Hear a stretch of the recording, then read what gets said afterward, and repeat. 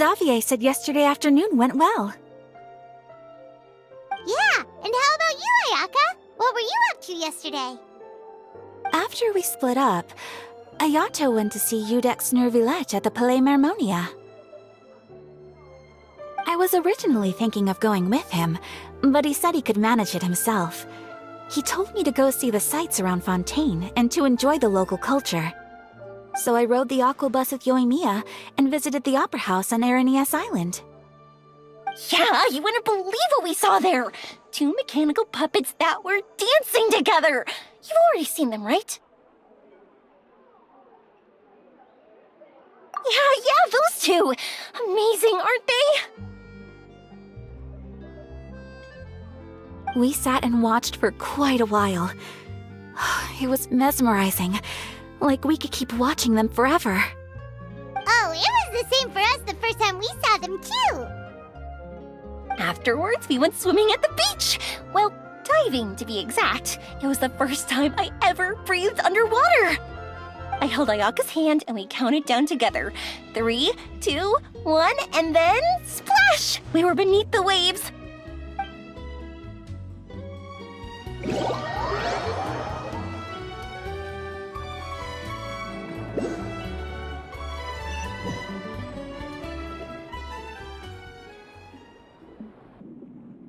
At first, I didn't dare to open my mouth. But once I couldn't hold my breath any longer, I decided to take a big breath in.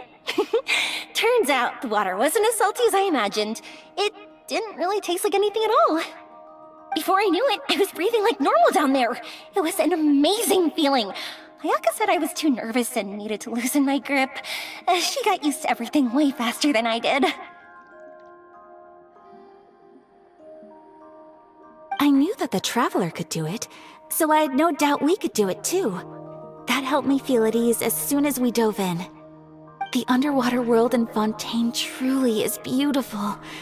I love seeing the romaritime flowers blossoming underwater, like little candles lighting up the streets at night. Yeah, and there were so many creatures that we've never seen in Inazuma. Like those fish that shimmer like a sword blade. Whoosh! Oh, and those big fish that call when they see people. Ooh. Oh, you mean Hunter's Rays and Blubber Beasts! I just love the name Blubber Beast. Just wait till Pops and the others hear about this. They probably won't believe a word I say.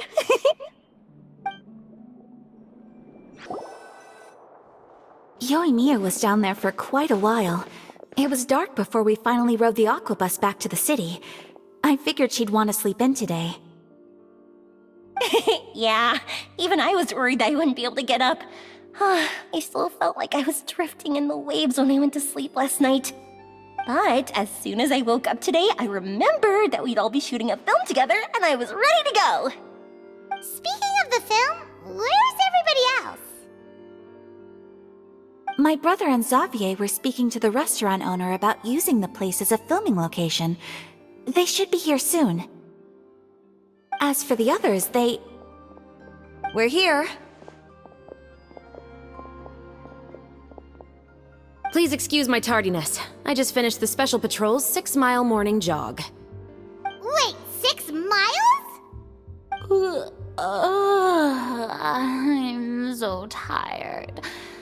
I heard you all chatting, so I decided to come down. I sure could use some of that endless energy everyone else has. Good morning, everyone. Morning. Can someone fetch me a cup of coffee? More milk, hold the sugar. Sure, I'd be happy to do that for you. No, you can't go anywhere. Please, have a seat over here so I can get started on your makeup. The last thing I want is coffee stains on my costumes. I can get the coffee. It's the perfect job for an assistant.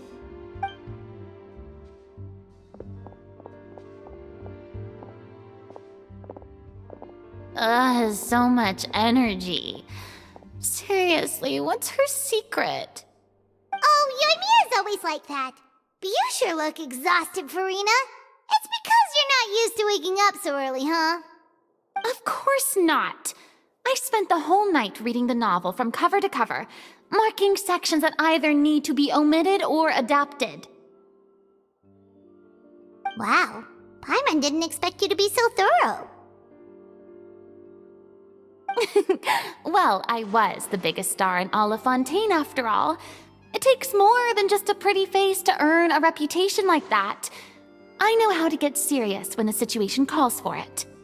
I went all out when I was acting as an Archon, so why wouldn't I do the same for my own life? Here's your coffee, Director Farina.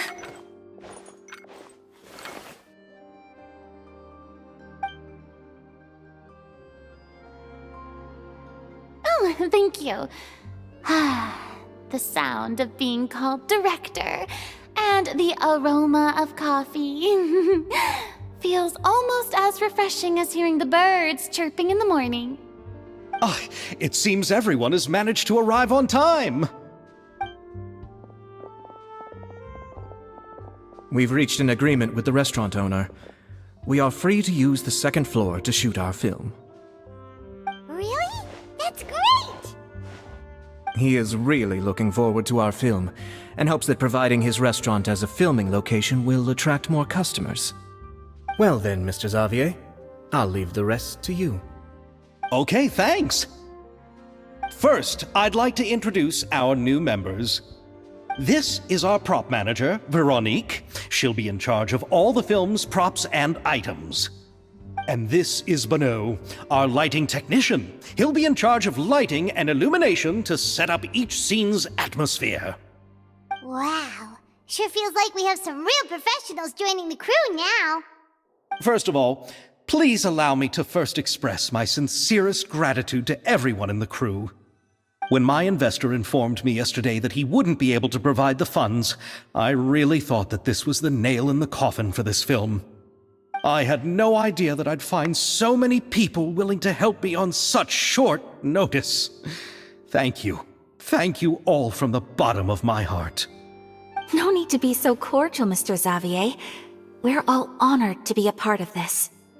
Your works made a profound impression on me when I saw them back in Inazuma.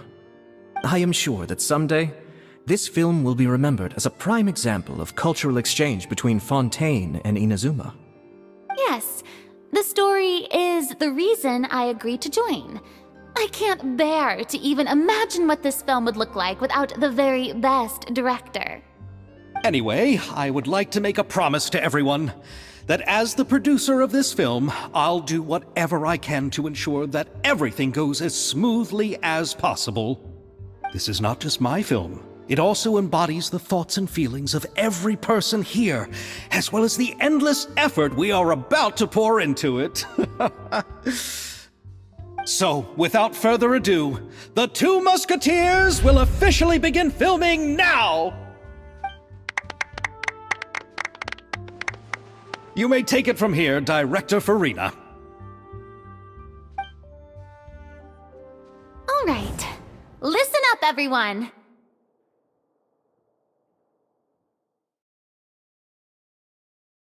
The first scene takes place when the two young musketeers are living at the Baron's home, still unaware of all that is about to happen to them.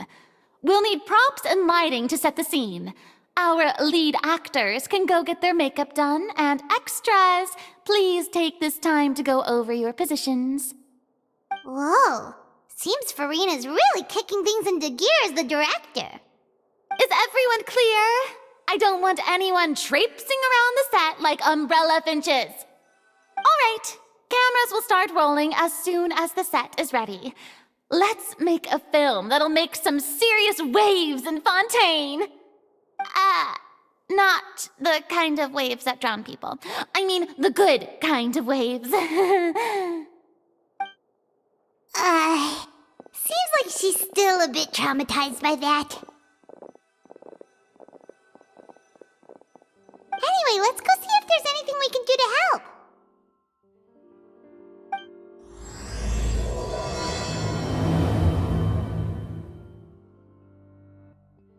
How about here?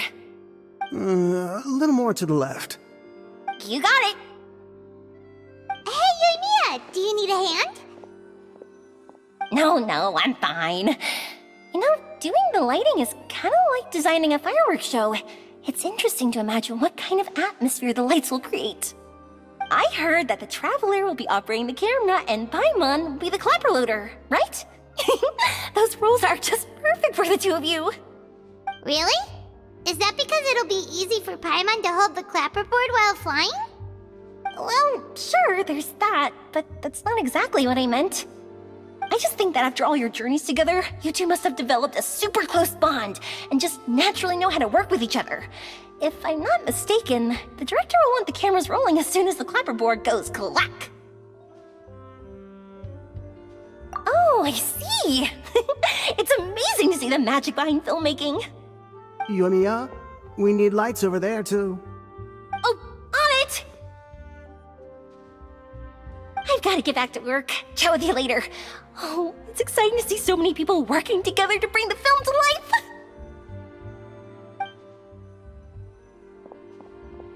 Seems like Yoimiya's really getting into it.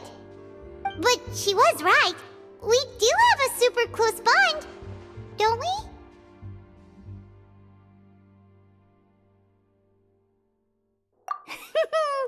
Paimon's really happy to hear that.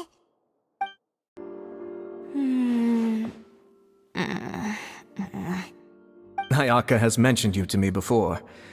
She said that you two were great friends when you were kids. No talking. I'm thinking about how to do your eyeshadow. Ah, yes. To help me really look the part. To achieve a more young and naive look for this scene. Are you saying the wrinkles around my eyes are too deep? You just have too much of a calculating look in your eyes. You sure don't mince your words.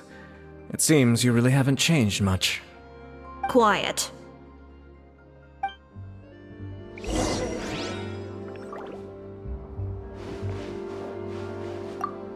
I don't need any help here.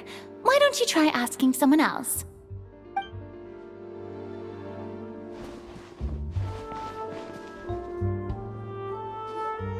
So, this is a real musket? No, it's just a prop weapon. Not bad. Have you seen a real musket before? Only in books and newspapers. I made this one based on the relative shape and proportions I saw in reference images. When we're filming, some special gunpowder will be applied around the muzzle, which will help create the flash and smoke effects of a real gun being fired. Which means it'll be up to the actors to portray the recoil. That's right. The sound effects for gunshots will also be added in post-production. Thank you, Veronique. I think I know where to start now. However, the musket's gears and firing pin could still use some work.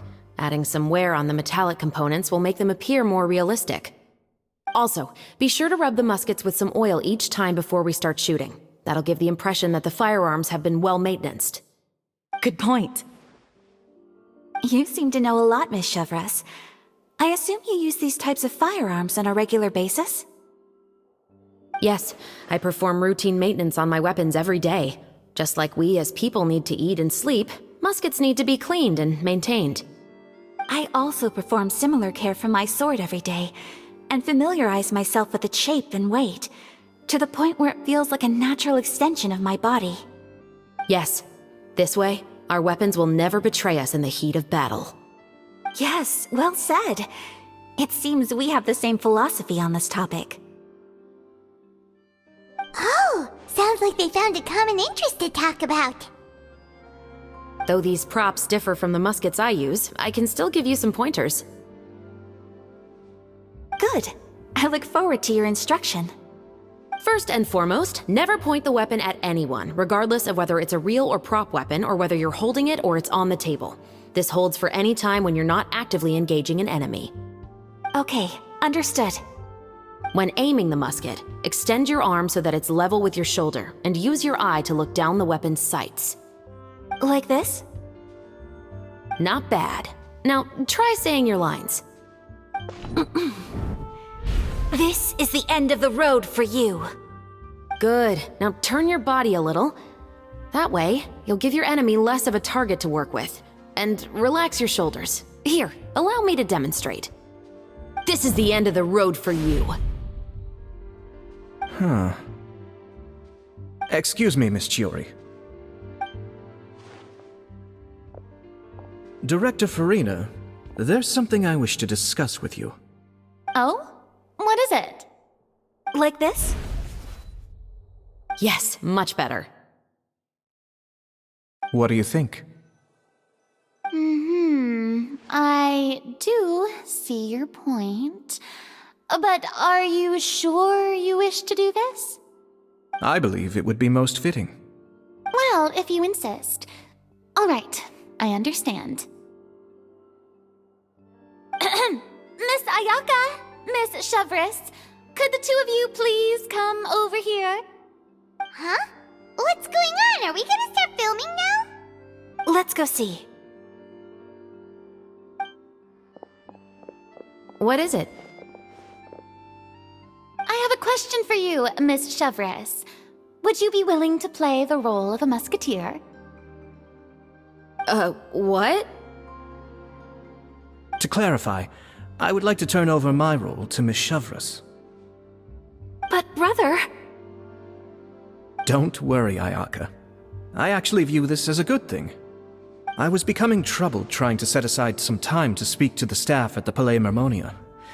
I would like to have some conversations about the cultural exchange between our two countries, and I've heard that the bureaucratic process here can get rather complicated. Now, I will be able to focus on my work. Besides, you also know that I'm not really one for public performances. Are you really sure? From a director's point of view, I also felt like the relationship between the two musketeers in the original story could be improved. The older brother in the story plays the lead role with his overbearing character, but this causes his character to overshadow that of his sister, and the theme of the two supporting and relying on each other isn't conveyed very well. But if we were to change the siblings to two sisters of a similar age, then that aspect of the story might come through more clearly. Also, I've seen you instructing Ayaka. That cold and dignified personality is exactly what we need for the older musketeer. Of course, even with all these insights, the decision should still be made by Miss Chevres. Chevres mentioned that she really likes the story, right? Paimon bets that she'll take the role. All right, I'll take the role. Good. It's decided then. I'll get started on making edits to the script. We'll also need to make some immediate adjustments to the lighting, props, and costumes. I have a feeling that our adaptation will be even better than the original story. You're doing a great favor for me, Miss Chevres. You have my gratitude. Don't mention it. I like this character, so if anything, I should be the one thanking you. Well, since my brother is the one who brought up the idea, I suppose there's no need to worry. Let's go, Miss Chevres. I look forward to working with you. Please, just call me Chevres.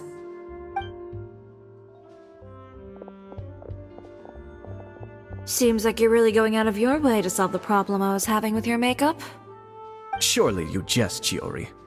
I assure you that I was mostly motivated by a desire to spend more time on formal business. Oh, come on, you really think I'd buy that? According to what I've heard from Ayaka, her brother is someone who can juggle 10 different matters at the same time. I'm sure you have other reasons for backing out. Perhaps. Ayaka always said she wanted to go out and see more of the world, just like the Traveler. But I feel that she needs not only to see other nations, but also to make some different kinds of friends. I think it would be harder for her to make new connections with me constantly by her side. I would like to give her some space. Alright, go on, spoil her some more. Ayato! It's too bad you're stepping down from the role. Paimon really wanted to see you act as a musketeer.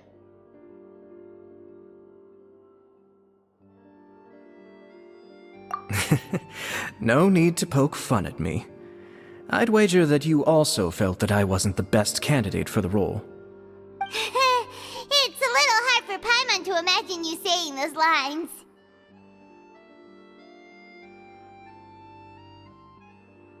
Yes, I've made an appointment to meet some people from the Palais Mermonia.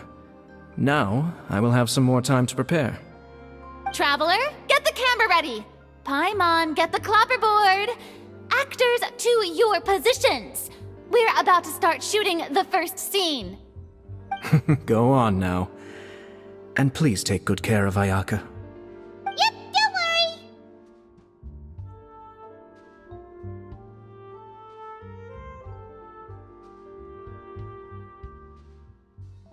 Thank you. I look forward to seeing the film when it's finished.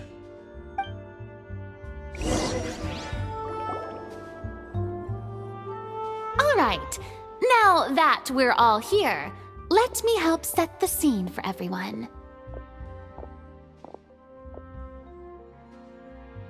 The first scene takes place when our two main characters are still living at the Baron's estate. They've been ostracized and verbally abused by others in the household, but they still have no idea why. We want to capture how naive and innocent they are, despite their pain. Chevres will be playing the role of the older sister, Tulip, and Ayaka will be the younger sister, Iris. Be sure to get close-ups of the main characters at the right moment. Silence on the set! Lights! Camera! Action! Let's go! Tulip, Mother's been out for quite a while now. Perhaps she went to pick some flowers on the way home. You know how she loves flowers. Iris, Tulip, I'm home. Mother! You were out for so long, we were beginning to worry about you.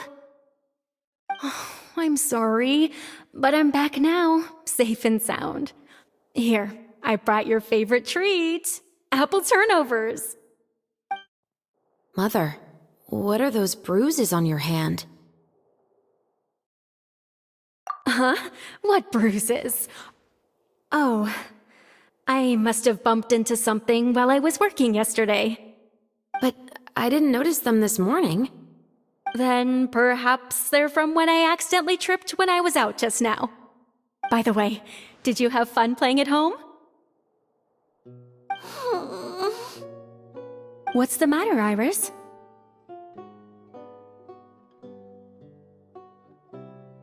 Well, we've realized that no one really wants to play with us. They even took Iris's doll and spat at us. And they even called us names. They said we were... Shh! It's all right, don't worry. Girls, listen to me. It doesn't matter what anyone says. Don't listen to them. No one can define you with such words. You both have wonderful lives ahead of you. Just like your names.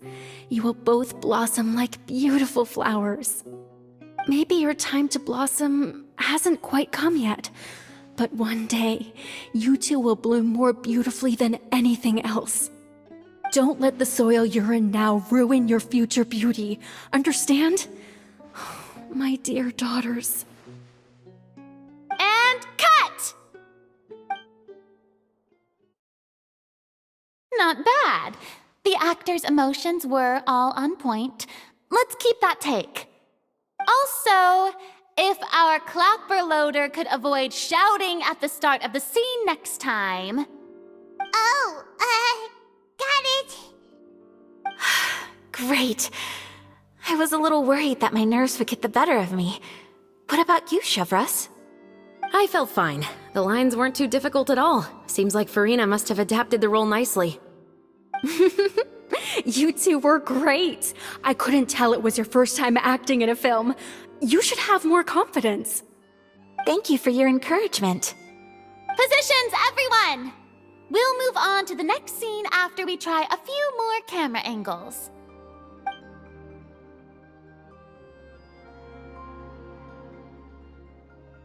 This scene is when our two characters return home, only to discover their mother has been murdered. Ready? Lights! Camera! Action! Mother, we're back! Mother?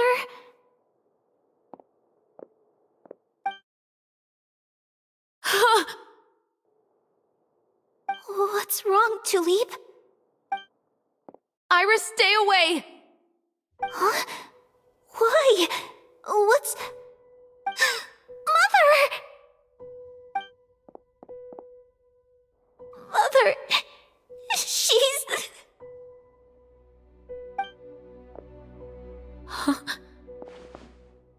There's poison in this cup.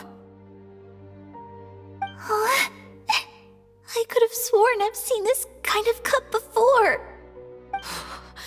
Those aristocrats.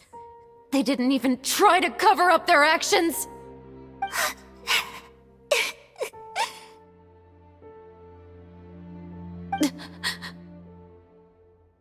Iris, we need to leave this place. Leave? But now that Mother is gone, where can we even go? Anywhere. All I know is that we can't stay in this house. But are we just going to let them get away with this? We'll have our revenge, I promise you. Just not right now.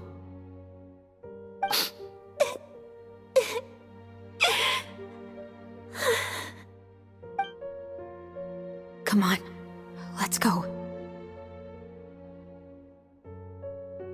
No, wait. We can't just leave Mother here like this. At least let me leave this rose with her. That's why we went out in the first place. To buy her this flower. All right. Goodbye, Mother. We'll avenge you. Someday. And cut! Beautiful! Great performance! Oh my, you're so amazing, Ayaka! And were those real tears I saw? How did you do it? I was surprised too. Thank you for the kind compliments. Actually, as soon as Director Farina said action, I told myself not to think about anything. I just felt the weight of the moment and became the character. It's quite similar to practicing the art of the sword. You clear your mind and focus only on what's happening in front of you. Ayaka's performance was amazing. Have I discovered an acting prodigy? Pipe down, everyone! We need to move on to the next scene!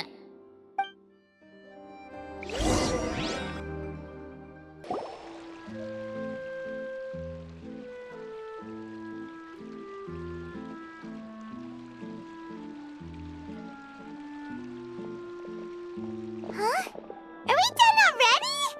But Paimon wants to keep playing with the clapperboard. How do you feel, Traveler? Is your arm sore from holding the camera all day?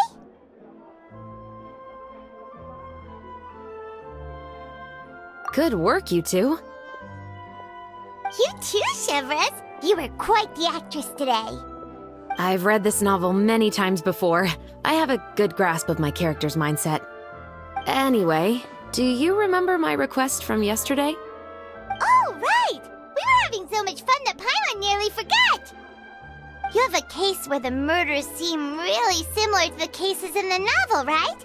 So, how are they similar exactly? In the story, the main characters grow up to become two musketeers, always using their guns to carry out their revenge. And on each of the victims, they place a rainbow rose as a signal that they've returned.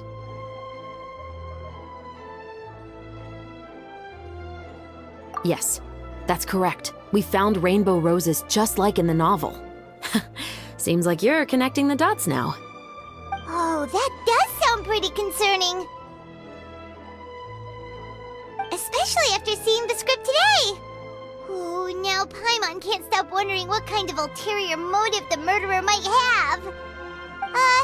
What do you think, Traveler? You're smart. Paimon wants to hear your thoughts. Good. On behalf of Fontaine's Special Security and Surveillance Patrol, thank Thank you for your dedication to justice. There's no time to lose. We should start investigating right away. Follow me. Huh? Right now? But we just got done filming all day. Paimon's so tired. The most valuable intel always comes after nightfall. They are like small, remote islands in the middle of the sea. If you don't stay vigilant, you will pass right by them in the fog. That's how one of my favorite books always puts it, at least. So where are we going right now? Let's start by checking out some workshops that sell mechanical components. If the culprit is making their own weapons, it's very likely that they'll visit those sort of places. Welcome to Le Show's Clockwork Workshop. How can I help you? Hello. I'd like to know if anyone has purchased some special components lately. Special components? Sorry, could you be more specific? I mean the kind of components that aren't typically used for clockwork toys, but for firearms. Huh? For firearms? No, we don't sell those sort of things here. Don't misunderstand. I'm not here to cause any trouble. We are merely investigating a case, and we're hoping that you could cooperate. Well, to be completely honest, I'm not even sure what kind of components that would entail. Has anyone ever purchased components here as an individual rather than on behalf of an organization? We have a lot of customers who buy toys, but those who buy components are all regular customers who buy in bulk on behalf of their organization. Is that so? I understand. Thank you for your cooperation. You're welcome. It's the least I can do. Oh, hey, Chevris. Run out of oil for your musket again? Hello, Estelle. I want to know if anyone has come to your shop recently to order some firearm components. Oh, is this another case? Let me think. I don't think so. Some people have requested that I make some prop guns for the Fontanalia Film Festival, but I refused all of those requests. Oh? Why's that? Because there's no profit! I only make things here that can do some real heavy lifting. I don't have the energy to make some new molds just for the festival. Then has anybody come specifically looking for mechanical components? Well, I usually sell off my scrap to the Fleuve Cendre. I don't typically give them to one specific person. I understand. Thanks for your cooperation. Don't mention it. Always happy to have the Musketeers' patronage. Seems like we haven't found any leads to go off yet. Yeah, unfortunately. All right, let's head to Fleuve Cendre next. Huh? Are you sure? People might not be so thrilled to see the captain of the special patrol there. You think so, huh? Then I guess you don't know. Huh? Know what?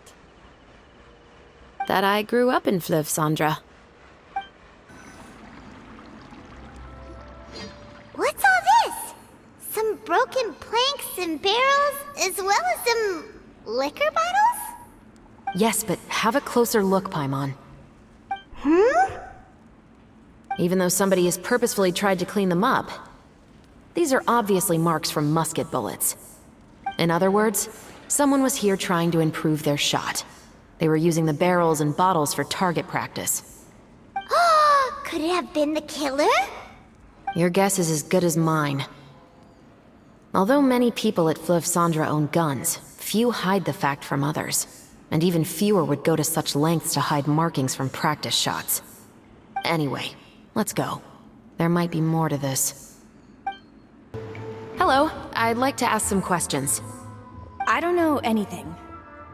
Don't worry, I'm not here to arrest anybody. You say that now. It's the truth. Here, take this as my guarantee. Wait, did Paimon just see what she thinks she saw? Is the captain of the special patrol bribing a citizen? Seems you're different from the other guards. What do you want to know? Have you heard anything related to muskets in Fleuve Cendre lately? Anything at all? Muskets, huh? All I know is that about 2 weeks ago, we started hearing some loud noises at night. So loud that it's been waking me up. Were they gunshots? Possibly. It's hard to tell around here. Someone's house collapsing, a pipe exploding somewhere, it's all the same. But the noises I'm talking about definitely happened after I fell asleep. Do you know where the noises were coming from? I don't remember clearly. Is it that you don't remember, or that you need to think about it some more? You tell me. Then please, think about it some more. She's giving her even more Mora! The noises came from the end of the Southern Waterway. I came out and had a look for myself when I wasn't sleeping well, but I didn't dare get too close. That's all I know. All right, I'll take your word for it. Thanks for the pâte de fruits.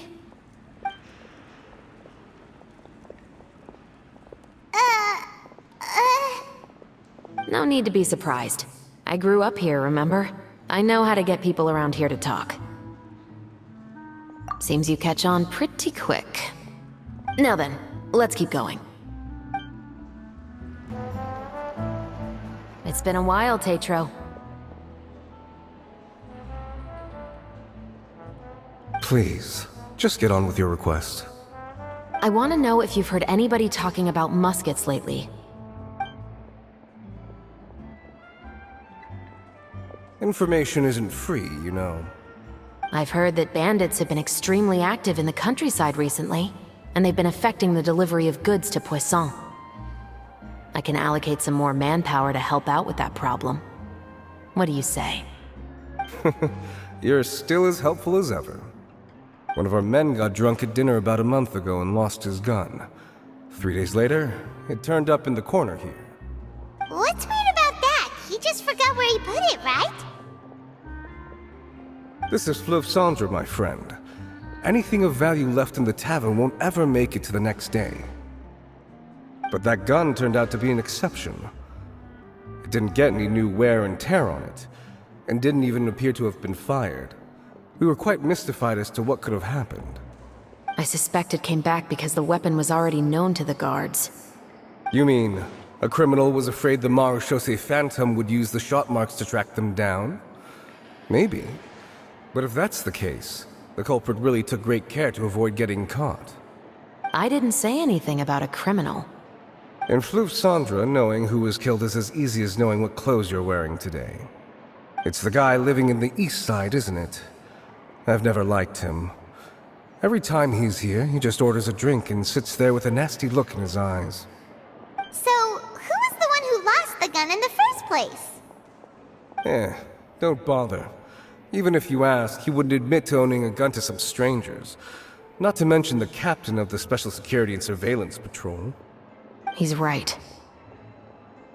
I know you grew up here, Chevres. Even though you're on good terms with the Spina, you've still been gone too long.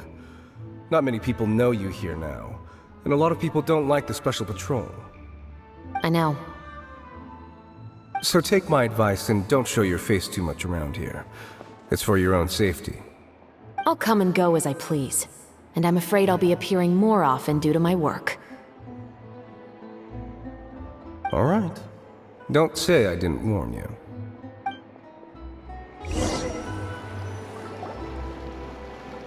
Seems like that's all we'll be able to uncover for today. Paimon feels like we managed to learn a lot more here than up on the surface. Yes.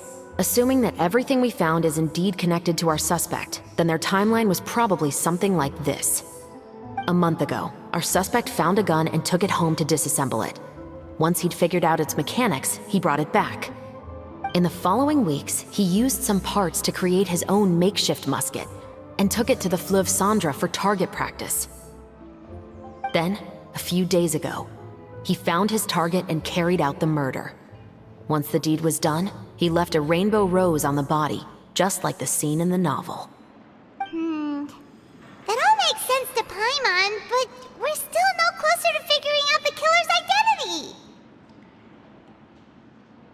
The deceased was a resident of Fleuve Cendre.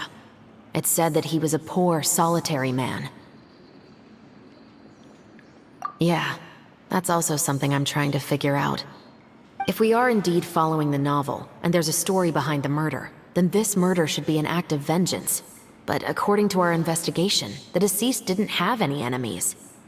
He was no saint, but no one's heard of a rival who hated him enough to shoot him dead, much less care to leave a rose on his body. What message is the killer trying to convey, and to whom exactly? We've thoroughly investigated that possibility. He claims to have spent the whole day at the Opera House on the day of the murder, and the staff there have confirmed his account. Okay, so he has an alibi. Not only that, he lacks a credible motive as well. He has a family of his own, and both of his parents are still alive. I've looked into his records. He was adopted at the age of 6, and all the proper procedures were followed. There are also records of him at an orphanage before then. In the story, the mother of the 2 musketeers was murdered after the children turned 10. Of course, he could have changed the children's ages, but I don't want to assume anything without evidence. More importantly, I've also had a chat with him in person. He didn't seem like the kind of person who would pull the trigger to kill a man. Then, what should we do now? We have all this new information, but it doesn't help us move forward. Investigations take time. I didn't expect us to catch the culprit in just a single day. How about this? Let's spend the next few days filming with the crew. We can continue the investigation once we're done with the film. I'm sure that given time, new leads will present themselves. Wait, but weren't you saying Intel is like small, remote islands in the middle of the sea just a moment ago? Wouldn't you just miss them if you were to stop looking? Ah, but the book had more than one reference to the islands, Paimon. Oh? What else did it say then? As long as you spend enough time sailing through the fog, you'll eventually come across an island.